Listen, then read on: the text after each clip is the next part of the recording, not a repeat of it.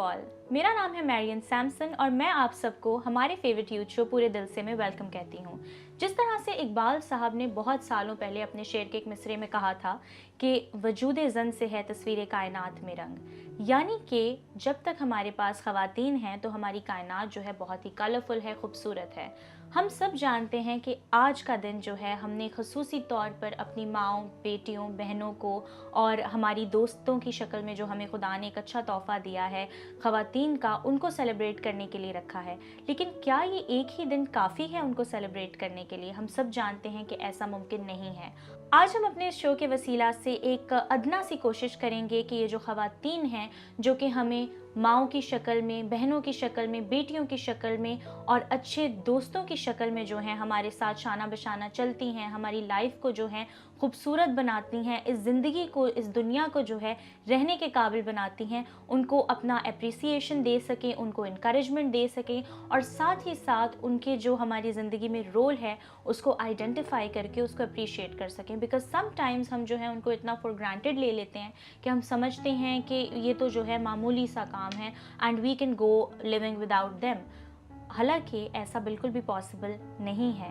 अगर हम अपनी ज़िंदगियों से अपनी माँओं को या बेटियों को या बहनों को या अच्छी फ़ीमेल कॉलीग्स को, टीचर्स को, कितने रोल्स हैं जो हमारी ख़वातीन हमारे लिए प्ले करती हैं, अगर हम उनको इससे सेग्रीगेट कर दें तो शायद हमारी दुनिया जो है वो बिल्कुल ही रहने के काबिल ही ना रहे। तो आज हम इस हवाले से बात करेंगे। इससे पहले कि हम मज़ीद बात करें, हमने एक बहुत ही ब्रिलियंट गेस्ट को आज हमने दावत दी है। मेरे साथ मौजूद है नीलम ऑगस्टिन। नीलम, कैसी हैं आप? मैं बिल्कुल ठीक। मैरियन, आप कैसी हैं? मैं बिल्कुल ठीक हूँ नीलम। सबसे पहले तो आपको मैं वुमेंस डे की बहुत ही मुबारकबाद पेश करती हूँ। Wish you same. नीलम, मुझे बताएं कि हम हर साल इस दिन को सेलिब्रेट करते हैं और अब तो जो है सोशल मीडिया के हवाले से भी बहुत ज़्यादा अवेयरनेस आ गई है। What is your say on international women's day? सबसे पहले तो thank you so much Marion and all team of PDS के मुझे अपने ब्रिलियंट शो में इनवाइट करने का, और मैं तहे दिल से आपकी खुदा की बहुत शुक्रगुजार हूँ। और बिलखसूस वुमेन डे के स्पेशल मौके पर आपने मुझे मदहू किया, so thank you very much for this opportunity. Women's day internationally तौर पे मैं समझती हूँ कि जिस तरह से आपने स्टार्टिंग में बयान किया, हर दिन जो है वो जिस तरह से हम कहते हैं कि माँओं का दिन होता है, तो हर दिन ख़वातीन का दिन भी होता है। तो हमें एक दिन के ऊपर डिपेंडेंट नहीं रहना चाहिए कि सिर्फ ये एक ही दिन है। हम जितना हो सके अपनी ख़वातीन को अप्रिशिएट करें और जितना हो सके उनको एम्पावर करें, बल्कि हर दिन हमें डिफरेंट अपॉर्चुनिटीज़ के साथ और डिफरेंट चीज़ों के साथ उनको उनके हर मौका पर, हर काम पर उनको अप्रिशिएट करना चाहिए। बिल्कुल, वेरी वेल सेड नीलम। और जिस तरह से हम बात करते हैं कि अब तो ख़वातीन जो हैं मर्दों के शाना बशाना काम करती हैं, हर काम में कोई भी ऐसा काम नहीं है कि वो पीछे हों। एंड आई वुड से कि वो डबल लेबर कर रही हैं, क्योंकि हम एक मैन से तो हम ये एक्सपेक्ट करते हैं ना, किसी भी मर्द से, कि वो काम पे जाते हैं और आके थक जाते हैं, बैठ जाते हैं। लेकिन ख़वातीन की ड्यूटी घर पे आके भी नहीं ख़त्म होती। वो पूरा 8 घंटे की या 12 घंटे की जॉब भी करके आती हैं और उसके बाद आके उन्होंने अपनी डोमेस्टिक रिस्पॉन्सिबिलिटीज़ को भी बहुत अच्छे से वो जो है पूरा करती हैं। तो नीलम, मुझे आप बताएं कि आज अगर हम वुमेंस डे सेलिब्रेट कर रहे हैं, आपने भी बहुत सारी ख़वातीन की मिसालें देखी होंगी, आप भी खुद भी एक स्ट्रॉन्ग खातून हैं, तो where do you derive your strength from? Thank you so much Marion, और बहुत अच्छी बातें आप कर रही हैं। मैं ये कहना चाहूँगी कि मेरी स्ट्रेंथ सबसे पहले तो मेरे खुदा की तरफ से आई है, एंड सेकेंडली मेरी mother. My mother has played a great role for my achievement. I can surely say this कि जिस तरह से हमारे कल्चर में देखा जाता है कि गर्ल्स को इतना ज़्यादा आगे गो अहेड नहीं दिया जाता कि वो हायर एजुकेशन हासिल करें, लेकिन मैं अप्रिशिएट करना चाहूँगी in front of you and all the viewers who are watching us कि मेरी मम्मा ने स्टूड लिया, मेरी मम्मा ने स्टैंड लिया, और उनकी स्टैंड की वजह से, उनकी स्ट्रेंथ की वजह से मैं और मेरी जो बड़ी सिस्टर हैं, उन्होंने ना सिर्फ एजुकेशन हासिल की बल्कि हायर एजुकेशन हासिल की। So I am very proud of to my mother. और इसी तरह से मैं तमाम वो माएँ जो हमें देख रही हैं, मैं उनको भी एनकरेज करना चाहूँगी कि आगे चलकर हम अपने इस पूरे प्रोग्राम में एक बहुत ज़बरदस्त आपके लिए सेगमेंट भी लेकर आए हैं जो कि शॉर्ट ड्रामा सीरीज़ के से रिलेटेड है और बेटी को रिप्रेजेंट कर रहा है। So that is basically designed and written for the empowerment of girls और वुमेन एजुकेशन। और मैं सबको बताती चलूँ कि that is written by Neelam, so you are definitely going to enjoy it. Yeah definitely. So मैं तमाम माओं को एनकरेज करना चाहूँगी कि अपनी बेटियों को, इवन वालिदैन को मैं एनकरेज करना चाहूँगी कि सिर्फ ये सोच कर बैठ ना जाएँ कि इसने तो अगले घर चले जाना है। अगर अगले घर वो जाएगी फिर भी वो आपकी बेटी ही रहेगी और वो किसी और की भी आगे बेटी ही रहेगी। सो मैं आज बयान करना चाहूँगी समरिटन वुमन के बारे में, सामरी औरत के बारे में, कि किस तरह से वो जब यीशु मसीह को प्यास लगी और जीसस क्राइस्ट थके मांदे कुएं पर बैठ गए और उन्होंने पानी मांगा उस औरत से, तो उस औरत का आगे से यीशु मसीह को सवाल था कि तू यहूदी होकर मुझ सामरी औरत से पानी मांगता है। क्योंकि ये आज के कल्चर में भी अगर हम देखें तो ये थोड़ा सा इनबैलेंस समझा जाता है कि कोई भी खातून किसी गैर मज़हब के आदमी के साथ या इंसान के साथ बात करे, बिलखुसूस मर्द के साथ बात करे। तो लेकिन यीशु मसीह ने फिर वहाँ पे उसको बहुत ज़्यादा इनकरेज किया और उसका हाल अहवाल उसको बता दिया, जो उसकी अपनी पर्सनल लाइफ थी उसके बारे में उसको बता दिया। And she was very shocked, वो बहुत शॉक्ड हुई कि उसने मेरी सारी चीज़ें मुझे बता दी। और बाहर जाकर जब यीशु मसीह ने, जीसस क्राइस्ट ने उसका सारा अहवाल उसको बता दिया, तो वो वहाँ पर ही अपना गड्ढा छोड़कर, क्योंकि वो पानी भरने के लिए आई थी, तो वहीं वो अपना गड्ढा छोड़कर सामरिया शहर को चली गई और लोगों को कहा कि आओ देखो, ये है वो मसीह जिसने मेरा सारा हाल अहवाल मुझे बता दिया। तो जाकर फिर जब वो अपने शहर में गई, ना सिर्फ अपने लोगों को बल्कि बहुत सारे लोगों को उसने अपनी तरफ अट्रैक्ट किया और खुदावंद यीशु मसीह की उसने गवाही दी। सो इससे हमें इवेंजलिज्म का बहुत ज़्यादा किरदार नज़र आता है कि किस तरह से उसने बड़ी दलेरी के साथ ये नहीं देखा कि मेरा करैक्टर क्या था या मुझे किस तरह से रिप्रेजेंट किया गया है जीसस क्राइस्ट ने।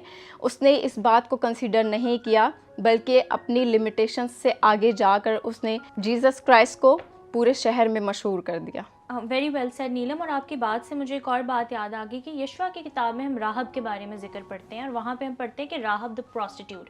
बट जब हम मत्ती की किताब में पढ़ते हैं तो वहाँ पे आता है कि Rahab the grandmother of Lord Jesus Christ, the grandmother of मिज़ाया।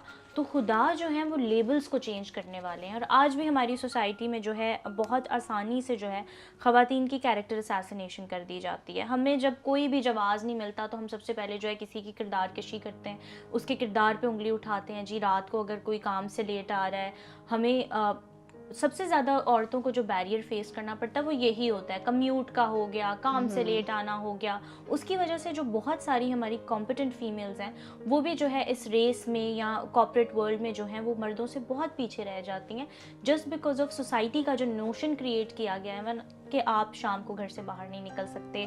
और अगर कोई औरत रात को देर से घर आ रही है तो वो एक बुरी औरत है। तो we need to this is about time, 21वीं सदी में हम हैं कि हम जो है इन नॉर्म्स को चैलेंज करें। हमें जीसस क्राइस्ट की ज़मीनी ज़िंदगी में वो महज जो है हमें आसमानी बादशाहत के लिए तैयार करने के लिए नहीं आए थे, वो हमें ज़मीन पे एक बेहतर नमूना देकर गए। हम अगर यीशु मसीह की ज़मीनी ज़िंदगी देखें तो तमाम ख़वातीन जो हैं उनके पास बेधड़क आती थीं। खुदा यीशु मसीह की ज़मीनी ज़िंदगी में उनके शागिर्दों के साथ उनके पीछे पीछे चलने वाली औरतें भी थीं, अपने घरों के काम छोड़ के। यीशु मसीह ने इनफैक्ट जब हम लाजर की स्टोरी पढ़ते हैं तो मरियम और मार्था को यीशु मसीह का दोस्त कहा गया है। तो दिस वाज द रिस्पेक्ट जो यीशु मसीह ने ख़वातीन को दी। और जब हम देखते हैं कि इतर लेकर एक खातून उनके पाँव साफ़ करने आ जाती हैं यीशु मसीह के, तो वो उनको डांटते नहीं हैं। This was the comfort level जो ख़वातीन एक सिक्योरिटी फील करती थी यीशु मसीह के साथ। और अगर आज भी कोई भी क्रिश्चियन मर्द ये कहता है और कि मैं यीशु मसीह का फॉलोवर हूँ, तो हमें जिस तरह से कहा गया है, पौलुस रसूल कहते हैं कि वैसा ही मिजाज रखो जैसा मसीह यीशु का भी था। तो अगर कोई खातून आपकी प्रेजेंस में सेफ फील नहीं कर रही ना, तो उसका मतलब है कि आप एक अच्छे मर्द तो दूर की बात है, आप एक अच्छे मसीही भी नहीं हैं। तो फर्स्ट आपकी मैं समझती हूँ कि किसी भी मर्द की ज़ात का इतना रोब तो होना चाहिए कि उसके साथ चलने वाली या उसकी प्रेजेंस में मौजूद औरत जो है वो अपने आप को सेफ फील करे, ना कि उससे हरास्ड फील करे या ये समझे कि भाई मुझे तो इससे अपने आप को प्रोटेक्ट करना है, बल्कि वो उसकी प्रेजेंस में जो है सेफ और सिक्योर फील करे। तो दोस्तों अपनी इस डिस्कशन को हम यहाँ पे थोड़ा सा ब्रेक लगाएंगे और जिस तरह से नीलम ने कहा कि हम आज आपके लिए एक बहुत ही इंजॉयबल शॉर्ट स्टोरी लेकर आए हैं, तो हम उस स्टोरी की तरफ मूव करते हैं और वो स्टोरी का टाइटल है पापा मैं आपका बेटा बनूंगी। तो आप ज़रूर इस स्टोरी को देखिए और एंजॉय कीजिए। ये कहानी है सिकंदर की। ओ नहीं नहीं, सिकंदर बादशाह की नहीं, बल्कि सिकंदर परवेज की। इनको अपने घर वालों से बेहद प्यार है, लेकिन वो सारा प्यार अपने बेटे पर कुर्बान करते हैं। इनके ख्याल से, क्योंकि बेटे ने तो सहारा बनना है इनके बुढ़ापे का, और बेटी ने, चले इन्हीं से जानते हैं।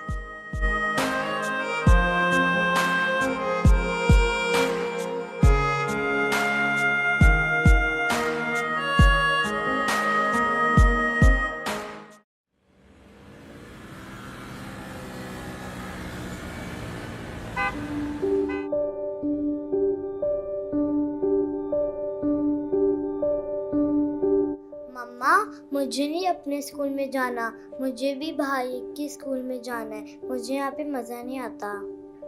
बेटा, भाई आपसे बड़ा है ना, ठीक है, आपका भी स्कूल बहुत अच्छा है। पापा कह रहे हैं अब मैं इससे भी बेटर वाले स्कूल में आपका एडमिशन करवाऊंगा। गुड गर्ल मेरी प्यारी बेटी। पापा मैं आ गया। अरे आ गया मेरा हीरो। जी पापा। शाबाश, कैसे हो? दिल लगा कर पढ़ना, जी पापा। ठीक है? जी पापा। हाँ, तुम ही हमारे बुढ़ापे का सहारा हो।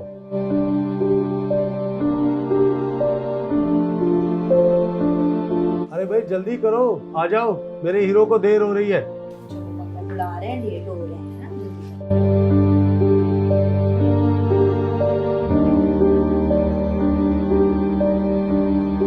चलो आगे चलो, चलें। सिकंदर साहब भी क्या कमाल है। बेटा आया तो आ गया मेरा हीरो, और बेटी आई तो बस चलो चलें। तो चलें देखते हैं आगे होता है क्या।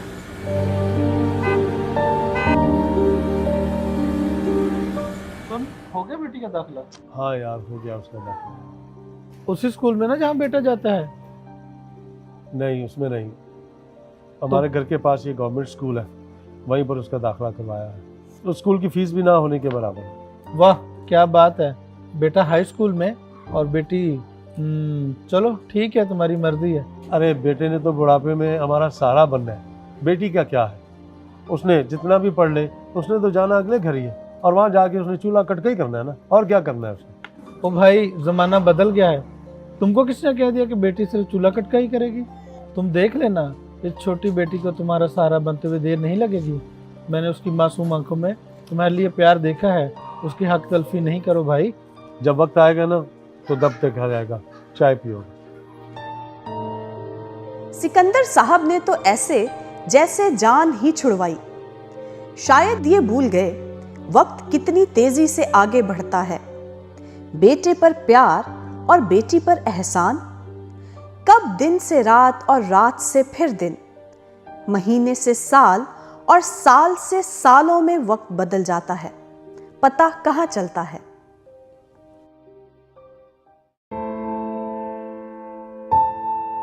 इतने साल गुजर गए, बच्चे भी बड़े हो गए। Welcome back friends. उम्मीद है आपको ये स्टोरी आपने एंजॉय की होगी, और मुझे भी ये स्टोरी देख के जो है ना बहुत ज़्यादा एंटिसिपेशन क्रिएट हो गई है कि आफ्टर दिस अब और क्या होगा आगे इस स्टोरी में। तो आप बिल्कुल इस स्टोरी को, फुल स्टोरी को एंजॉय कर सकते हैं होशाना ऑफिशियल के यूट्यूब चैनल पर, और आपको हमारे यूट्यूब चैनल पर इस एपिसोड के साथ लिंक भी मिल जाएगा, फेसबुक पर आपको लिंक मिल जाएगा। आप ये पूरी स्टोरी ज़रूर देखिए और हमें अपने फीडबैक से आगाह कीजिएगा। तो नीलम, अब मेरा आपसे ये सवाल है कि जिस तरह से हमने स्टोरी में भी देखा कि बाप की जो मोहब्बत है वो डायरेक्टेड है टुवर्ड्स बेटा ज़्यादा ना, और हम अपनी सोसाइटी में भी देखते हैं कि जेंडर डिस्क्रिमिनेशन होती है। सोसाइटी ने क्या करनी, हमारे घरों में ही होती है। तो what would you say about this कि कभी ना कभी ना चाहते हुए भी हम कर जाते हैं कि जैसे जी बेहतर खाना जो है हम बेटों को दे देंगे, या बेहतर कपड़ा, या हमारे रूल्स भी फ़र्क होते हैं कि अगर हमारा बेटा कोई काम कर सकता है तो हम उस टाइम पे उनको मना नहीं करते, लेकिन बेटियां जब वही काम करती हैं तो हम उसको बहुत ज़्यादा जो है ना क्रिटिसिज्म का निशाना बनाते हैं। तो what would you say about that? Marion, सबसे पहले तो जहाँ तक रही डिस्क्रिमिनेशन की बात, तो बाइबल जिसको हम फॉलो करते हैं, जो कि हमें हमारी पूरी तर्ज ज़िंदगी बताती है, हमें अगर हम बेटी को लेकर डिस्क्रिमिनेशन करें, इट्स मीन कि हम बाइबल को अनफॉलो कर रहे हैं, हम बाइबल को फॉलो नहीं कर रहे। तो मेरे लिहाज से तो डिस्क्रिमिनेशन बिल्कुल भी नहीं होनी चाहिए। और आजकल जो कि एजुकेशन का दौर है, इस दौर में भी इतनी डार्कनेस तो नहीं होनी चाहिए। तो हमारे प्रोग्राम से और ये शॉर्ट ड्रामा सीरीज़ से तो बहुत सारे लोगों को इनकरेजमेंट भी मिली होगी, और बहुत सारे लोग जो इस तरह की डिस्क्रिमिनेशंस करते थे, और मेरा ईमान है और मेरा ख्याल है कि अब वो अपनी बेटियों के साथ इस तरह से बर्ताव नहीं करेंगे। और क्योंकि इस ड्रामे का जो मेन मकसद है, मेन मोटिव ही ये है कि बेटियां जो हैं वो भी मुश्किल वक्त में बेटा बन के दिखा सकती हैं। And this is my personal experience which I have portray, you can say, on media. तो दैट्स इट। बिल्कुल नीलम, और आपकी बात से मुझे एक बात क्लिक की कि हम लोगों की ज़िंदगियों में हमारी बेटियां यही प्रूव करने में लगी रहती हैं कि वो बेटा हैं या बेटों से बेहतर हैं। हालांकि ऐसी बात नहीं है। अगर वो बेटियां भी बनकर रहें, हम इसको, अगर उनको हम यूजुअली एक समझते हैं कि जब तक कोई बेटी अपने आप को एज गुड एज मैन जो है वो प्रूव ना कर दे, तो हम उसके मेंटल को या उसकी जो है कैपेबिलिटीज़ को ही नहीं मानते। हालांकि खुदा ने जो सलाहियतें ख़वातीन में रखी हैं वो ज़्यादा केयरिंग होती हैं, ज़्यादा सेंसिटिव होती हैं। अगर आप देखें तो इमोशनल एस्पेक्ट उनका ज़्यादा होता है। वो एक तरह से, आप कहते हैं ना कि किसी भी मकान में आप किसी खातून को ले आएँ तो वो घर बन जाता है। जैसे अक्सर लोग जो हैं जिनकी वालिदा जो है इंतकाल कर जाती हैं, वो कहते हैं कि अब हमारा घर जो है घर नहीं रहा। तो जिस भी एस्पेक्ट में आप किसी भी खातून को ले आएँ, तो वो जो है, मैं समझती हूँ कि उस जगह पे चार चांद लगा देती हैं, चाहे वो ऑफिसेज हो या कुछ भी हो। किसी भी एस्पेक्ट में जो है हमारी बेटियाँ जो हैं वो, मैं ये तो नहीं कहूँगी कि बेटों से बेहतर हैं, बट बेटों से कम भी नहीं है। क्योंकि हम जो है ना ये जेंडर की रेस में लगे हुए हैं कि who is better than who, और उसमें हम एक बहुत बड़ी बात जो है जो निगलेक्ट कर रहे हैं वो ये कि खुदा ने दोनों इजनास को जो है अपने तरफ से, अपने पास से जो है वो सलाहियतें दी हैं, and both of them complement each other if not complete each other. तो नीलम, इसके बारे में आप मुझे थोड़ा सा बताएं कि आपकी जो स्ट्रगल रही in educational domain and whatsoever, तो how do you summarise it, and आपने उन ऑब्स्टिकल्स को किस तरह से जो है फेस किया, उन पे आप किस तरह से जो है गालिब आए?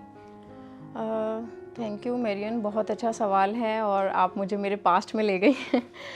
ऑब्स्टिकल्स बहुत ज़्यादा थे, और मैं समझती हूँ कि अगर खुदा का फजल ना होता तो वो ऑब्स्टिकल्स कभी भी ओवरकम नहीं हो पाते। लेकिन चूँकि मैंने आपसे पहले ही डिस्कस किया कि आज जिस मुकाम पर मैं हूँ is just because of my parents. पापा तो थोड़ा सा कम ही थे, क्योंकि एज़ यू नो कि मेल्स का ज़्यादा या फादर्स की जो ज़्यादा इंटेंशंस होती है वो पैसे अर्न करने में, फीसेस पे करने में, घर का बंदोबस्त देखने में ज़्यादा उनकी इंटेंशंस होती है। लेकिन माँ का एक बहुत बड़ा किरदार होता है कि वो किस तरह से अपने बच्चों को आगे लेकर चलती है। सो आई वॉज डीमोटिवेटेड जब मुझे मेरी फैमिली की तरफ से इतना ज़्यादा नहीं मिला, because in my matric I got A+ grade, और फिर इसी तरह से मैंने ICOM किया, फिर BCom किया, फिर फाइनली मैंने MA इकनॉमिक्स किया। तो लेकिन फैमिली की तरफ से इतना ज़्यादा हमें वो नहीं मिलता था, बल्कि बातें सुनने को मिलती थी कि हमारी बेटियों को नहीं पढ़ने दिया गया, लेकिन अपनी बेटियों को ये आगे चलकर पढ़ा रहे हैं। लेकिन हमने हिम्मत नहीं हारी, हमने बैक स्टेप नहीं लिया, हमने बैक स्लाइड नहीं लिया, बल्कि हम सिर्फ आगे बढ़ते गए।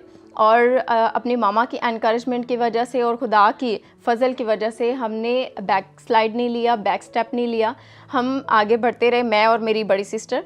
सो उन सारे ऑब्स्टिकल्स पे जो कि फैमिली प्रेशर मैं समझती हूँ कि बहुत ज़्यादा था, उसको हमने निगलेक्ट किया। आपके वाली बात, उसको हमने निगलेक्ट किया, और जो कि हमारी कामयाबी के लिए आगे सुरखरू साबित हुआ। दैट्स ग्रेट नीलम, और आपकी बातों से मुझे एक और बात याद आ गई कि आज हम अपने दोस्तों के लिए जो है एक बहुत ही मोटिवेटेड और पावर पैक्ड सा सॉन्ग लेकर आए हैं, जो कि हमारी एक बहुत ही टैलेंटेड और केपेबल गॉस्पेल सिंगर फराह नज़ीर आप लोगों के लिए लेकर आई हैं। उस गीत का टाइटल है हिम्मत हूँ मैं, तो जाइए इसको एंजॉय कीजिए।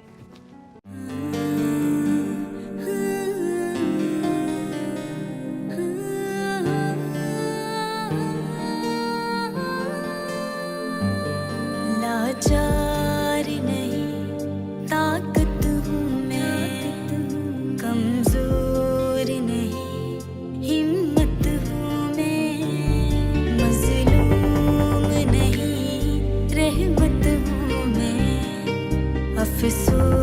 बॉस नहीं इज्जत हूँ मैं।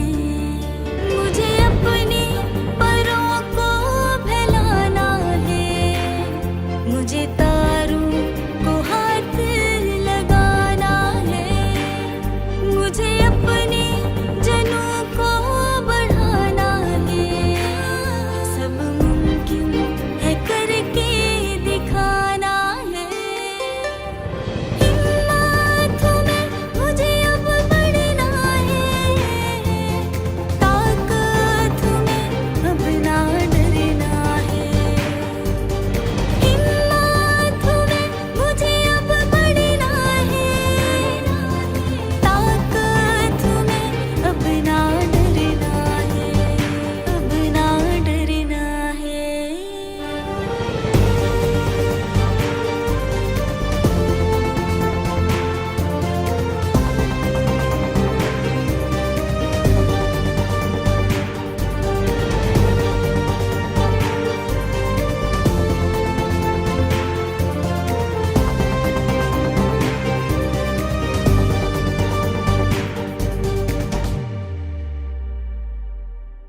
तितली बनूं, बन के उड़ती रहूं, रंग बखेरूं फिजा में सुहाने। दुनिया की नजरें जो देखे मुझे, खुद को ना दूं हाथों में आने। मुझे रंगों को अपने फैलाना है, मुझे हर सू बहारों को लाना है, मुझे फूलों कलियों में समाना है, बन खुशबू हर दम को महकाना है। हिम्मत में मुझे अब बढ़ना है, ताकत में अब ना डरना है। हिम्मत में मुझे अब बढ़ना है, ताकत में अब ना डरना है, अब ना डरना है।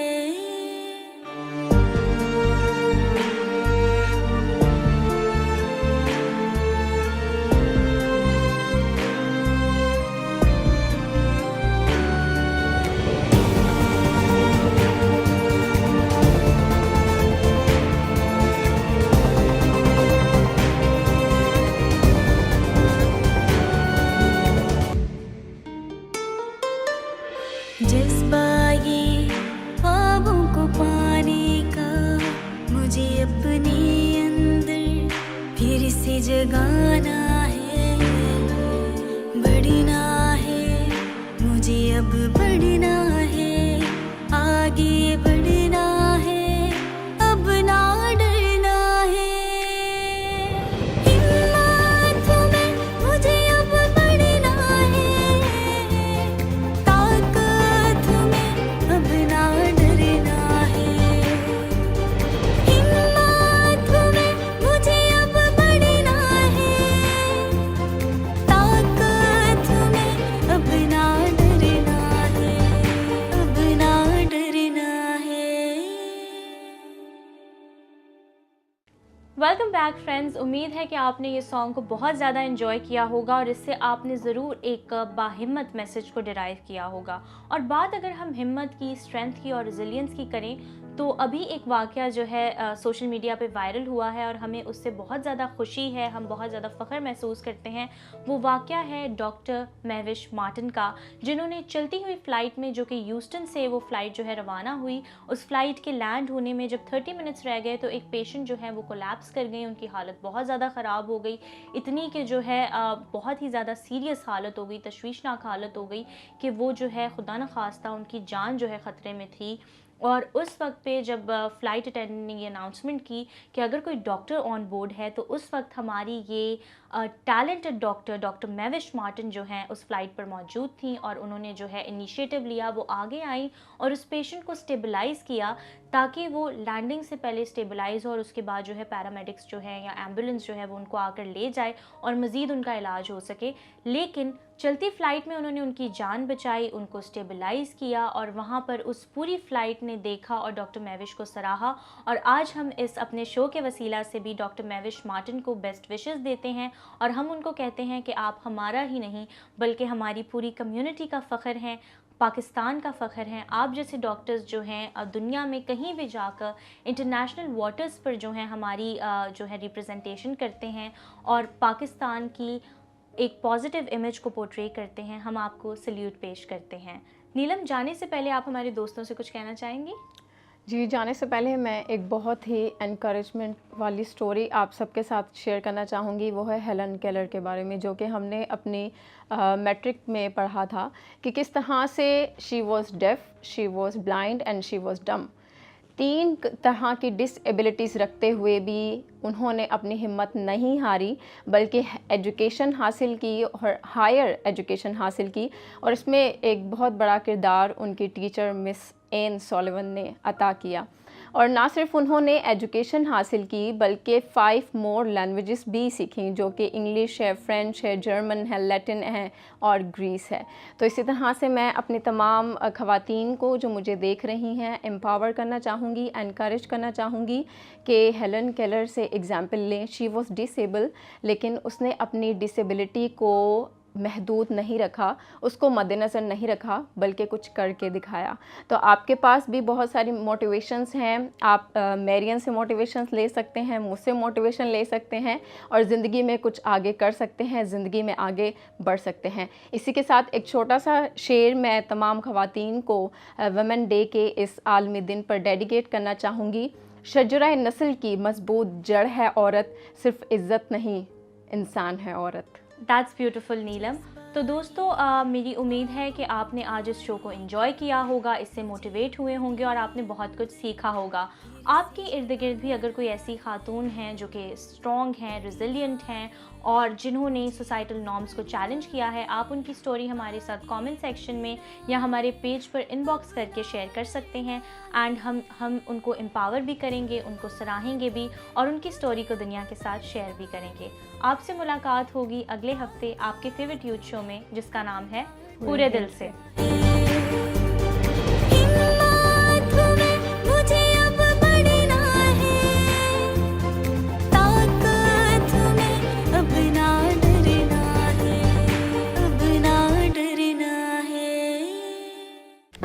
Do not forget to like the video, subscribe BTL TV and press the bell icon to receive notifications.